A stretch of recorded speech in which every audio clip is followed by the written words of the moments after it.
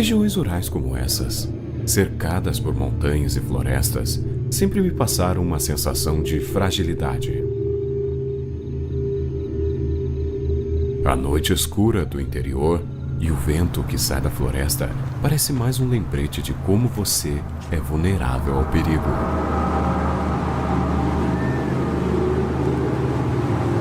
Por séculos, essas terras foram palco de lendas, espíritos e fantasmas que povoam o imaginário popular. Mas a verdade é que eles nunca foram os verdadeiros vilões desses lugares. O perigo real sempre esteve mais próximo, escondido sob a pele humana.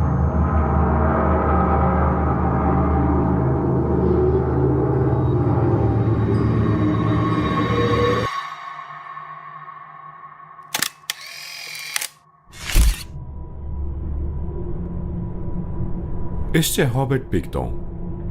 Ele possui uma fazenda na região rural do Canadá. Mais especificamente, uma fazenda de porcos.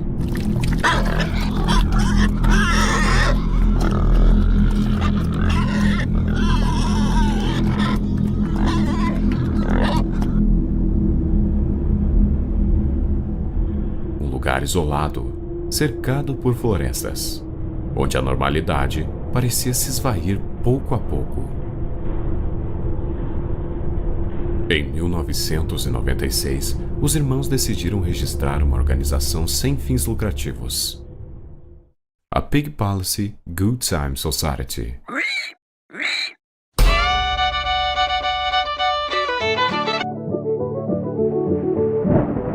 No papel, o objetivo era nobre: promover eventos, festas e espetáculos, mas a realidade era muito mais sombria. Picton e David eram conhecidos por esbanjar dinheiros no chamado Palácio dos Porquinhos. As noites por lá eram regadas a álcool barato e drogas pesadas. Mulheres da noite eram levadas até o local. Para os moradores da região, aquilo era apenas mais uma excêntrica história rural. Eles não faziam ideia do que realmente acontecia por trás daqueles portões.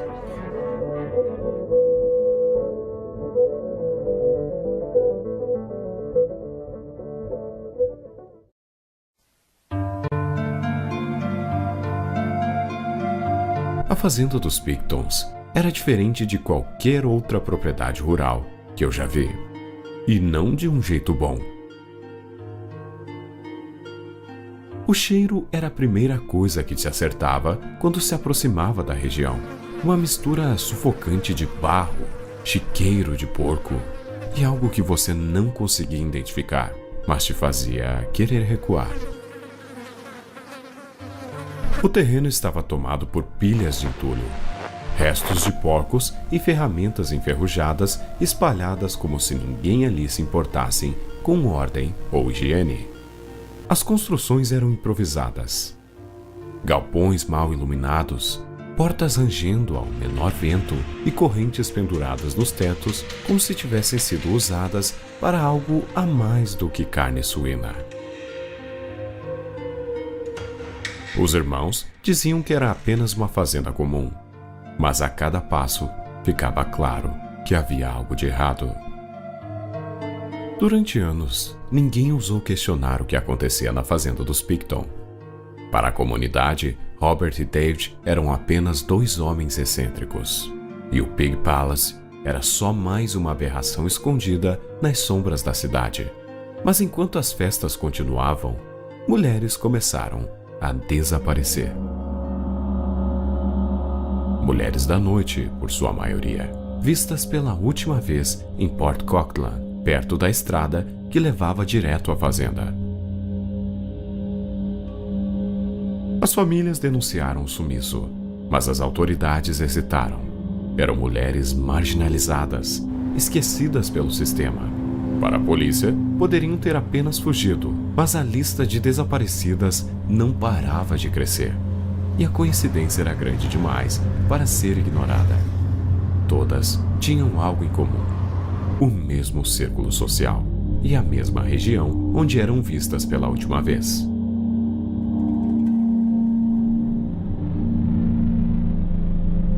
Em 1997, uma denúncia anônima colocou o nome de Robert Pickton no radar da polícia. Alegaram que uma mulher havia conseguido escapar da fazenda depois de um encontro com ele. Ela estava em estado de choque. Os oficiais investigaram, mas, sem provas concretas, o caso foi arquivado. Um absurdo, porém, foi o que aconteceu de verdade. Pickton permaneceu livre. Ao mergulharmos na história de Robert Pickton, uma coisa se torna clara. Ele sempre esteve ligado a um animal, os porcos.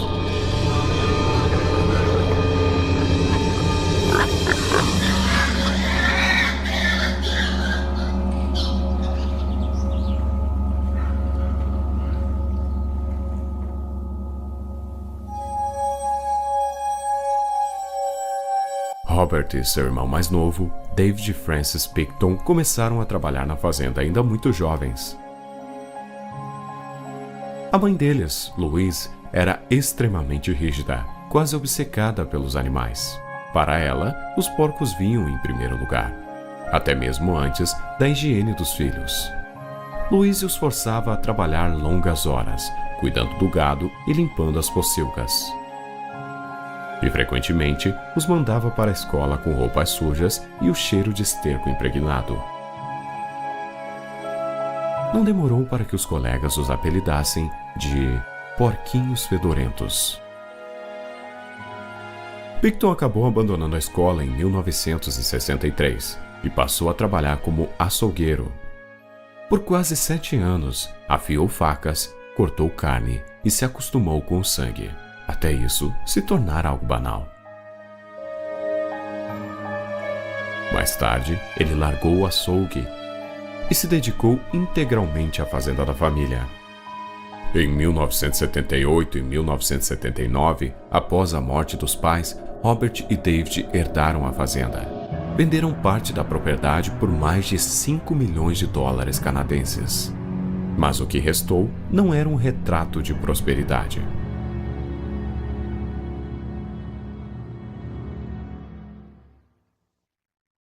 Bill Hiscox, um trabalhador que conheceu o local, descreveu a fazenda como um lugar de aparência assustadora. Ele estava patrulhando por um javali gigantesco de mais de 270 quilos quando observou os arredores da fazenda. Sobre Pickton, ele disse apenas: um homem calado, difícil de puxar assunto. Por anos, Robert Pickton conseguiu se esconder atrás do isolamento da fazenda e do descaso das autoridades. Mas o véu começou a cair no início de 2002. E não foi por causa dos desaparecimentos.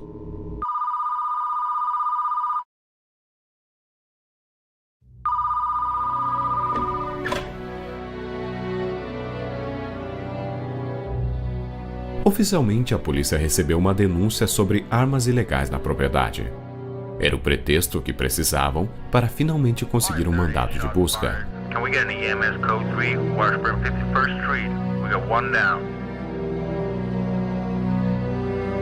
Quando os investigadores chegaram à fazenda, esperavam encontrar apenas algumas infrações e talvez drogas. Mas o que descobriram foi muito além do imaginável.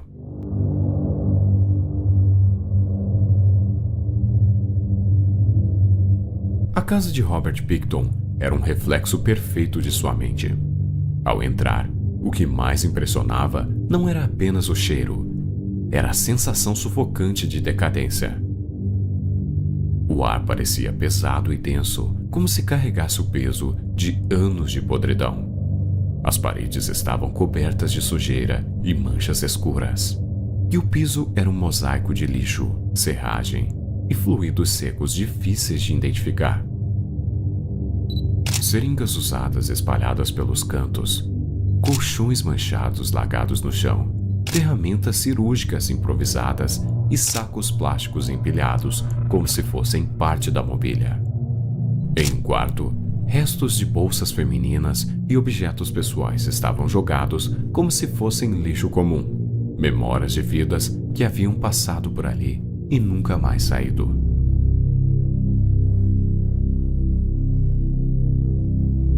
Havia um silêncio quase sobrenatural no ar, como se a casa ainda guardasse ecos do que aconteceu ali dentro.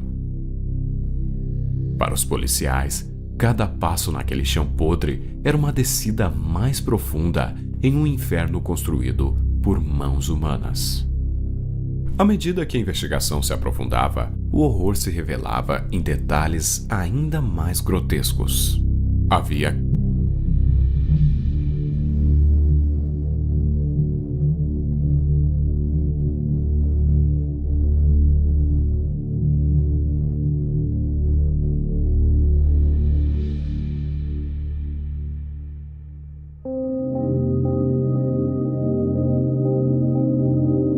Muitos acreditam que Picton chegou a alimentar os animais com as vítimas e até mesmo vendeu carne contaminada para a comunidade.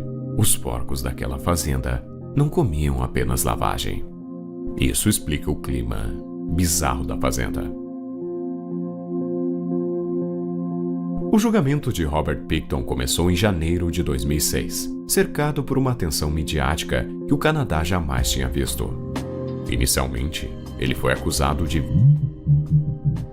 Mas, por estratégia jurídica, a promotoria dividiu o caso em 2 processos. O primeiro com 6 acusações e o segundo com as demais. They contain information that until now could not be reported. Em dezembro de 2007, Picton foi condenado por 6 acusações, em segundo grau, e sentenciado à prisão perpétua sem possibilidade de liberdade condicional por 25 anos, a pena máxima prevista pela lei canadense da época. Quanto às outras 20 acusações, o governo decidiu não levá-las a julgamento, alegando que a primeira condenação já garantia que ele jamais voltaria às ruas. Para muitos, isso deixou uma ferida aberta, um sentimento que nem todas as mulheres receberam justiça. No ano passado, ele foi atacado na prisão.